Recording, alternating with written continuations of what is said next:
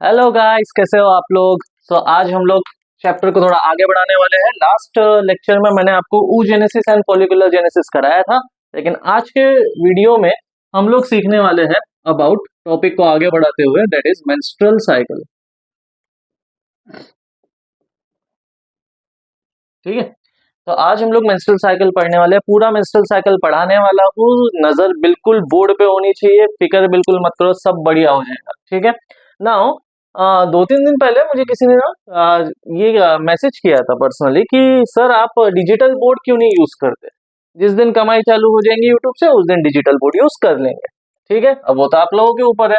आप लोग अगर सब्सक्राइब करोगे, किसी को शेयर करोगे, तो शायद हाँ, कल को परसों को जाके मैं डिजिटल बोर्ड खरीद सकता हूँ और फिर उस पर पढ़ा सकता हूँ। ओके, सो मेंस्ट्रुअल साइकिल शुरू करते हैं। अब मेंस्ट्रुअल साइकिल जो है ये फीमेल प्राइमेट्स का फंक्शन है। फीमेल प्राइमेट्स में जैसे कि मंकीज,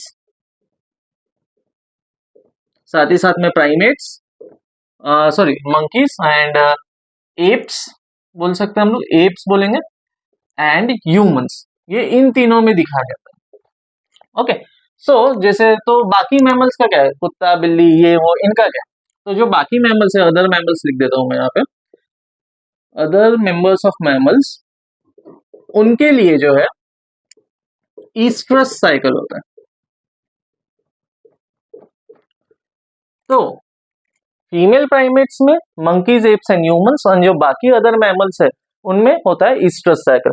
ठीक है, सो थोड़ा मेंस्ट्रुअल साइकिल के बारे में अगर हम बात करते हैं, तो जो पहला पीरियड आता है, ठीक है, फर्स्ट मेंस्ट्रुअल साइकिल हम लोग बोलते हैं। फर्स्ट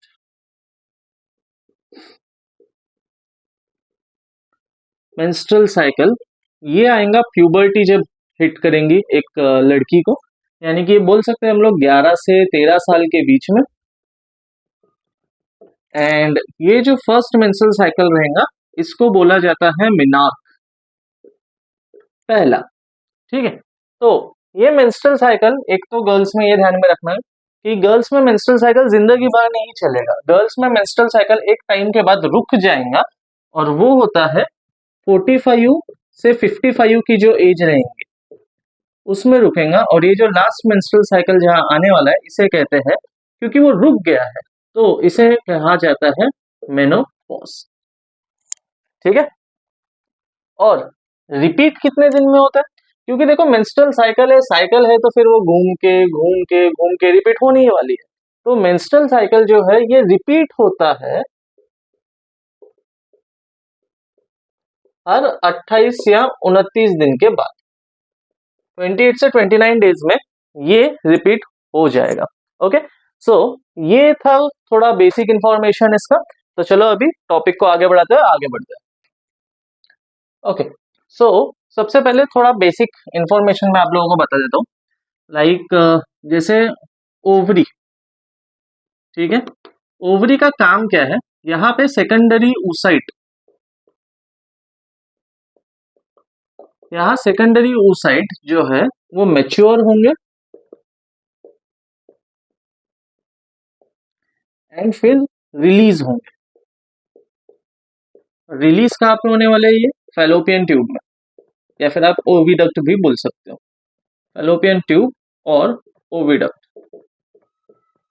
ठीक है, अब कैसा होता है ना, ये जो ओवरी है ये हर महीना एक ही एग रिलीज करती है। So ovary releases 1 egg per month, but ovary releases 1 egg per month, but कितने ओवरी होते हैं, ओवरी तो पेयर में है ना, so it releases 1 egg per month. तो एक ओवरी में से एक, और फिर बाद में नेक्स्ट मंथ दूसरे ओवरी में से। It will be look like this, consider these are the 2 ovaries. ठीक है, यहाँ पे फिम्ब्राई है, फैलोपियन ट्यूब, और ये रहा यूटेरस। तो अगर जनवरी महीने में से यहाँ से एग रिलीज हो रहा है या सेकेंडरी oocyte रिलीज हो रहा है, तो फरवरी में से यहाँ से होगा, मार्च में यहाँ से, अप्रैल में यहाँ से। अगर आप देख रहे हो तो रिलीज जो हो रहा है हर महीना, सॉरी हर महीना नहीं, रिलीज जो हो रहा है एग का एक महीने में एक बार, वो ऑल्टरनेट ओवरी से होता है। ठीक है, अगर एक बार यहां से हो गया तो दूसरी बार यहां से होगा। ठीक है, अब यहां तक के आप लोगों को समझ गया होगा। ओके, अब अगर ये जो सेकेंडरी oocyte है, आ गया सेकेंडरी oocyte, हाँ, अगर ये सेकेंडरी oocyte रिलीज होके मान लो इस एंडोमेट्रियम लाइनिंग पर आ जाता है, ठीक है, या आने का ही है, ऐसा कंसीडर करते हैं कि ये सेकेंडरी oocyte इस वक्त फेलोपियन ट्यूब में, इस उम्मीद में है वो, ठीक है, इस होप में है वो कि यहाँ पे स्पर्म आएगा और इसको फर्टिलाइज करेगा, और फर्टिलाइज करने के बाद जाइगोट बनेगा, जाइगोट बनने के बाद ब्लास्टोसाइट बनेगा, और फिर वो यहाँ पे इम्प्लांट हो जाएगा। ठीक है, लेकिन अगर ये स्पर्म आया ही नहीं, ये एग जाइगोट बना ही नहीं, तो क्या होगा, ये अनफर्टिलाइज्ड एग एंडोमेट्रियम लाइनिंग पे आके तो रुकेगा, लेकिन एंडोमेट्रियम लाइनिंग का काम है कि वो प्रेगनेंसी में एग को इम्प्लांट करने के लिए होती है। ठीक है, जो जाइगोट होता है उसको इम्प्लांट करने के लिए एंडोमेट्रियम लाइन होती है, लेकिन जाइगोट तो बना ही नहीं, और जाइगोट बना ही नहीं तो इसकी कोई जरूरत है ही नहीं। तो अगर ये जो एग है ये अनफर्टिलाइज्ड होता है, अगर ये जो एग है ये अनफर्टिलाइज्ड होता है, तो यहां पे मुझे एंडोमेट्रियम लाइनिंग की कोई जरूरत है ही नहीं। तो ये एंडोमेट्रियम लाइनिंग क्या होंगी, ये एंडोमेट्रियम लाइनिंग टूट जाएंगी, रप्चर हो जाएंगी। ठीक है, और इसके वजह से क्या निकलेगा, ब्लड फ्लो होगा, और वो ब्लड फ्लो निकलेगा वजाइना से,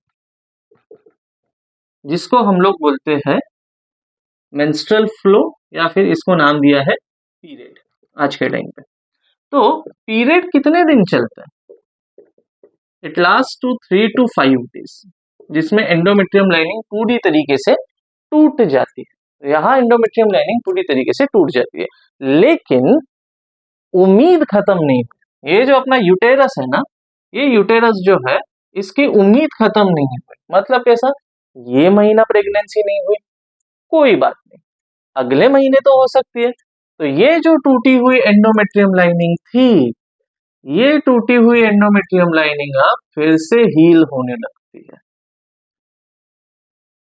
ये टूटी हुई एंडोमेट्रियम लाइनिंग फिर से हील होती है, इस उम्मीद में कि कम से कम अगले महीने स्पर्म आएगा और एक फर्टिलाइज करेगा। क्यों ऐसा हो रहा है, क्योंकि यूटेरस को रेडी रहना, रेडी फॉर व्हाट, यूटेरस को रेडी रहना है प्रेगनेंसी के लिए। समझ गए यहां तक? ठीक है, अब चलो आगे बढ़ते हैं और इसमें क्या क्या है वो बताता हूँ। ओके, सो यहाँ पे ध्यान दीजिए, अब ये आपके एनसीईआरटी के हिसाब से मैं बता रहा हूँ अब आपको। अब कंसिडर कर लो, दो तीन चीजें मैं पहले आपको बता देता हूँ कि 1 से लेके 5 दिन जो है ये पीरियड आने वाला है, मतलब यहाँ पे एंडोमेट्रियम लाइनिंग टूट गई है, और मेंस्ट्रुअल साइकिल जो है ये 28 या 29 डेज तक का होता है। तो हम लोग इसको उसी तरीके से बनाएंगे। यहाँ आप लोग नीचे देख सकते हैं, यहाँ मैंने दिन लिख के रखे 14 day, 28 day and the first day. अब होता क्या है ना मेंस्ट्रुएशन में, कि आपको दो जगह साइमल्टेनियसली चेंजेस देखने हैं। पहला चेंज आपको यूटेरस में दिखना है, सेकंड चेंज ओवरी में क्या हो रहा है वो भी आपको देखना है। ओके, सो फर्स्ट चेंज के हिसाब से चलते हैं पहले। अब देखिए 1 से लेके 5 तक के बोला है, तो यहाँ पे हम लोग 1 ले लेते हैं, और यहाँ देखिए अब ये है एंडोमेट्रियम लाइनिंग, ये देखिए ये एंडोमेट्रियम लाइनिंग पूरी तरीके से डिजेनरेट हो गई है। ओके, तो यहाँ पे जो है ये वाला 1 से लेके मैं यहाँ पे 5 लिख देता हूँ, यहाँ पे एंडोमेट्रियम लाइनिंग टूट गई है। ओके, और यहाँ पे जो फेस चल रहा है इस वक्त, जो पीरियड का फेस चल रहा है यहाँ से लेके यहाँ तक, इसको नाम देंगे हम लोग मेंस्ट्रुअल फेज, क्योंकि यहाँ पे ब्लीडिंग हो रही है। So this becomes menstrual phase. Okay, now second इसमें क्या बताया है, अब जैसे मैं बता रहा था यूटेरस जो है, यूटेरस उम्मीद में रहता है, ठीक है, कि अब अगले महीने तो आएगा। तो अगले महीने के लिए क्या होता है, ये एंडोमेट्रियम लाइनिंग को ठीक करने के लिए लग जाता है। ये देखिए अब वापस एंडोमेट्रियम लाइनिंग जो है वो थिक हो रही है, देखो ये वापस एंडोमेट्रियम लाइनिंग जो है ये थिक हो रही है। ओके, नाउ या ये जो फेज है, जैसे ये मेंस्ट्रुअल फेज था, तो ये वाला जो फेज है, इस फेज को प्रोलीफरेटिव फेज कहते हैं। ठीक है, अब जैसे मैं आप लोगों को बोल रहा था कि आपको दो चीजें साइमल्टेनियसली देखनी है। ठीक है, तो दो चीजें जो आपको साइमल्टेनियसली देखनी है, तो अभी आप देखेंगे ऊपर ओवरियन चेंजेस में। अब ओवरियन चेंजेस में भाई क्या हो रहा है, अब ओवरियन चेंजेस में देखिए, ओवरी के अंदर फॉलिकल्स बनते हैं। तो कंसिडर कर लीजिए, ये बन गया प्राइमरी फॉलिकल, ये बन गया सेकेंडरी फॉलिकल, ये टर्शरी फॉलिकल, और यहाँ पे एक आ गया आपका मैच्योर ग्राफियन फॉलिकल। ठीक है, मैं सबके नाम लिख के दे देता हूँ आपको, चिंता मत करिए। सो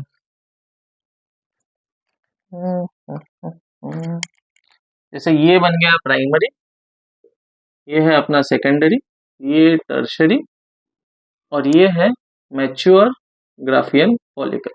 ओके, अब ये मैच्योर ग्राफियन फॉलिकल, ठीक है, ये फूटता कब है? अब ये मैच्योर ग्राफियन फॉलिकल रप्चर होगा। ठीक है, जैसे आप यहाँ पे देख सकते हैं, ये यहाँ पे इसके अंदर अपना एग है, सेकेंडरी oocyte, ये रप्चर हुआ और ये एग बाहर आ गया है।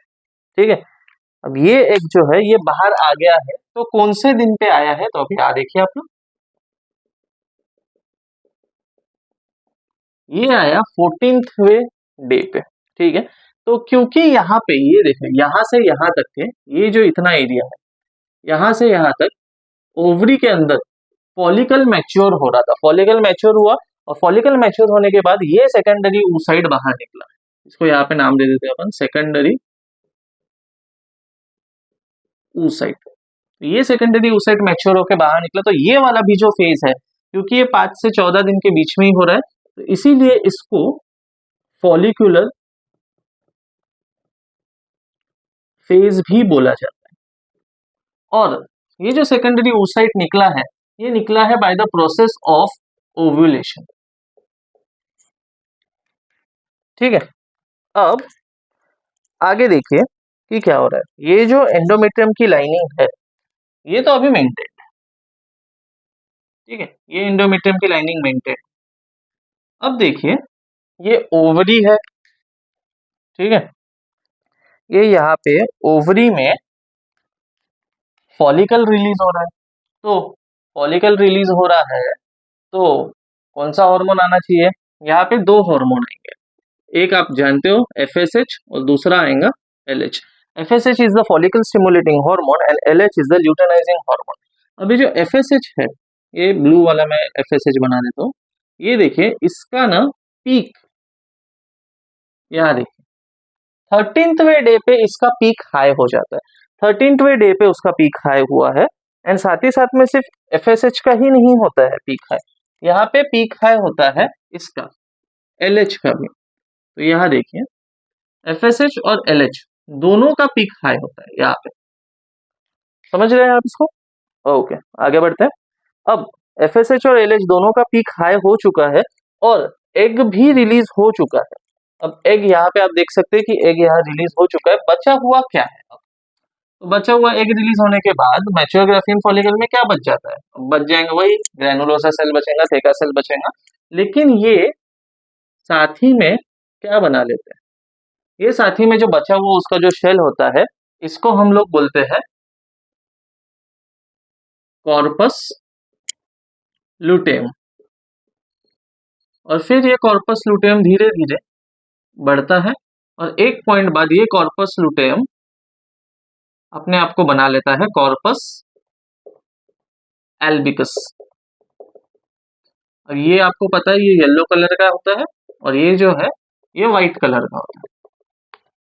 ठीक है, अब यहाँ पे FSH और LH का जो प्रमाण है, ठीक है, ये देखिए अब ये स्टेबल है, कोई बड़ा नहीं है कहीं पे, जैसा जा रहा है वैसा जा रहा है। सॉरी, ये मैंने गलती से ब्लू कलर में ही बना दिया FSH LH का, मैं गलती ठीक कर देता हूँ अपने। सो ये रहा। ठीक है, ध्यान में रखना है आपको कि FSH और LH का प्रमाण जो है ये 13th डे पे ज्यादा हो जाता है, और 14th डे पे एग रिलीज होता है। 13th डे पे दोनों का प्रमाण बढ़ेगा, 14th डे पे सेकेंडरी oocyte रिलीज होगा। Got it? अब यूटेरस है, ठीक है, तो यूटेरस भी कुछ सिक्रीट करेगा भाई। अब ये क्या सिक्रीट करने वाला है, ये सिक्रीट करेगा, ओके, यहाँ पे सिक्रीशन होने वाला है ईस्ट्रोजन एंड प्रोजेस्टेरॉन का। ये जो प्रोलिफेरेटिव फेज होता है ना, जहाँ पे यूटेरस की एंडोमेट्रियम लाइनिंग जो होती है ये वापस ठीक होती है, ये इसी वजह से होती है कि ईस्ट्रोजन उसको ठीक करता है, ईस्ट्रोजन उसको हील करता है। तो यहाँ पे आप देख सकते हैं कि ईस्ट्रोजन का प्रमाण जो है, ये मैं ईस्ट्रोजन ग्रीन कलर से बना रहा हूं। अब आप देख सकते हैं ईस्ट्रोजन का जो प्रमाण है ये भी हाई हो गया, ठीक है, ईस्ट्रोजन का प्रमाण भी यहाँ पे हाई है। और प्रोजेस्टेरॉन का जो प्रमाण है, प्रोजेस्टेरॉन का प्रमाण मैं ब्लू से बना रहा हूं, इस वक्त वो लो, ठीक है, प्रोजेस्टेरॉन का प्रमाण इस वक्त लो है, लेकिन क्या वो हाई नहीं जाएगा, डेफिनेटली हाई जाएगा, लेकिन कब वो देखना है, ठीक है। अब ईस्ट्रोजन जो है, ठीक है, ईस्ट्रोजन ल्यूटेन, ये जो कॉर्पस ल्यूटेयम है इस वक्त पे इसका, ये देखिए यहाँ पे इसका पीक एक और बार हाई होता है, ओके, और प्रोजेस्टेरॉन का यहाँ पे हाई होगा।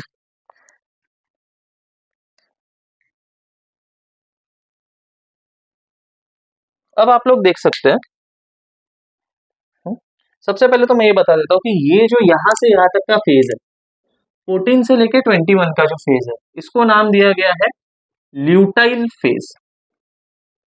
क्या देखिए, कॉर्पस ल्यूटेयम, कॉर्पस ल्यूटेयम ये बना हुआ, इसीलिए इसको ल्यूटाइल फेज भी कहा गया है। और साथ ही साथ में यहाँ पे सिक्रीशन भी हो रहा है ईस्ट्रोजन एंड प्रोजेस्टेरॉन का, इसको एक और नाम दिया गया है, that is the secretary phase.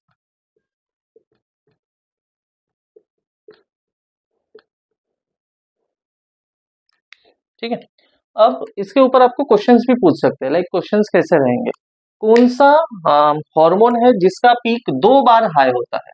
तो आप यहाँ पे देख सकते हो कौन सा हार्मोन है, यहाँ पे देखिए आप लोग, this one is estrogen, estrogen देखिए 2 बार इसका पीक हाई होता है, ओके। कौन सा हार्मोन ऐसा है जो कॉर्पस ल्यूटेयम के टाइम पे हाई है, so the answer comes as progesterone.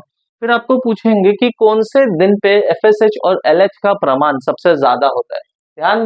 ध्यान रखना 13th डे, 14th नहीं, 14th डे पे एग रिलीज होता है जिसको हम लोग बोलते हैं ओव्यूलेशन, ओके। सो यहाँ पे मैंने आप लोगों को पूरा एक्सप्लेन कर दिया है, बस जाने से पहले एक चीज बता देता हूँ, ये जो कॉर्पस एल्बिकस है जब ये पूरी तरीके से आपके शरीर में से गायब हो जाएगा, ठीक है, तब वापस से पीरियड रिपीट होगा, यानी साइकिल तब रिलीज होंगी जब ये कॉर्पस एल्बिकस पूरी तरीके से बॉडी में से गायब हो जाए, ठीक है। सो इसके ऊपर अब estrogen and progesterone, sorry, estrogen का प्रमाण ये 2 बार ऊपर क्यों गया है, इसका पीक 2 बार हाई क्यों है, अब ये बताता हूँ, ठीक है, आगे बढ़िए, मतलब आगे बढ़ते हैं।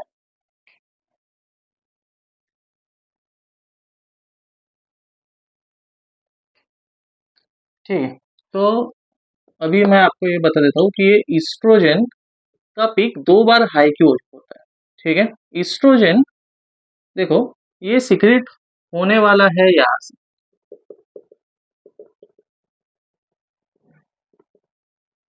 ठीक है, पिट्यूटरी ग्लैंड, ये ना पिट्यूटरी ग्लैंड को 2 बार फीडबैक देता है। सो पहला फीडबैक जो है ये 14 डेज बिफोर का है, 14वें डे के पहले, और दूसरा वाला 14th डे के बाद। तो ये ना नेगेटिव फीडबैक देता है, एक बार पिट्यूटरी को, और एक बार देता है पॉजिटिव फीडबैक। इसी वजह से ना इसका पीक 2 बार आपको हाई दिखता है, ठीक है। तो यहाँ पे हम लोगों ने मेंस्ट्रुअल साइकिल पूरा कंप्लीट कर लिया है, एंड ध्यान में रख क्या क्या रखना है आपको, एलएच और एफएसएच कौन से दिन पे हाई होते हैं, दैट इज 13th, ओव्यूलेशन कौन से दिन पे होता है, दैट इज 14th, ईस्ट्रोजन कितनी बार पीक पे जाता है, दैट इज 2 टाइम्स, ठीक है। साइकिल कितने दिन का है, दैट इज 28, 3 से 5 दिन क्या होता है, दैट इज पीरियड, और 6 से लेके 14वें दिन तक के हम लोग इसको बोलते हैं प्रोलिफरेटिव फेज या फिर फॉलिकुलर फेज, और जो रिमेनिंग 14 से 28 दिन का फेज है इसको हम लोग बोलते हैं सिक्रीटरी फेज या फिर ल्यूटाइल फेज। ठीक है, जिस दिन कॉर्पस एल्बिकस बॉडी से गायब हो गया उस दिन मेंस्ट्रुअल साइकिल फिर से शुरू हो जाएगा। ठीक है, ध्यान में रखेंगे ये चीजें, मेंस्ट्रुअल साइकिल यानी पीरियड फिर से शुरू हो जाएगा, फिर से ब्लड। ठीक है, तो यहाँ पे हमारा मेंस्ट्रुअल साइकिल खत्म होता है। होप सो आपको पसंद आएगा, तो लाइक करिए, सब्सक्राइब करिए, शेयर अपने दोस्तों को कीजिए, अच्छा लगा तो कमेंट कीजिए। मैं फिर से क्वेश्चंस डाल रहा हूँ, तो क्वेश्चंस नीचे सॉल्व कीजिए, क्वेश्चंस के आंसर मैं कमेंट सेक्शन में देखूंगा, मैं रिप्लाई भी करूंगा। Okay, so until the next video, bye bye, take care.